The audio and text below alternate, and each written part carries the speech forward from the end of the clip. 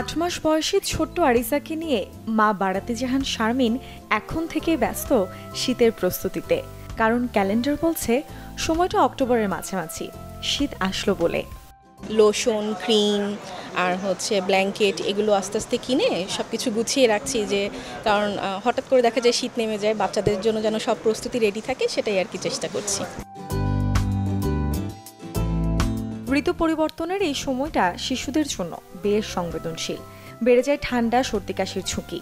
তাই তো শীতের আগেই অভিভাবকদের আদরে শিশুর যত্নে এই প্রস্তুতি। কিনছেন প্রয়োজন মতো মোজা, প্যান্ট, টুপিওয়ালা ওয়ার্মার কিংবা কমফোর্টার। শুধু পোশাকে আশাকে নয়, শীতে চাই শিশুর যত্নে ভালো মানের প্রসাধনীয়। তাই তো শপিং প্লেস ঘুরে ঘুরে বাবা মায়েরা যেমন কিনছেন লোশন, বেবি অয়েল, শ্যাম্পু, তেমনই এসব পণ্যের গুণগত মানটাও করছেন যাচাই বাছাই। বক্সপপ সামনে শীত আসতেছে, বাচ্চাদের চাহিদা অনুযায়ী বাচ্চাদের যেমন কসমেটিক্স আছে, ফুল ড্রেস আছে, ব্ল্যাঙ্কেট আছে, তো লেপ আছে, এই সমস্ত আইটেম মানুষের চাহিদাটা, কাস্টমারদের একটু চাহিদাটা বেশি। শীতে বেশিরভাগই কম্বল নেয়, হ্যাঁ, কম্বল, তারপর newborn dress.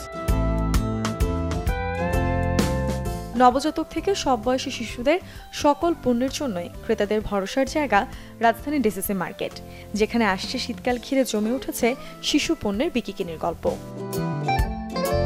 মুর্ছনা Oishi, channel 24, Dhaka.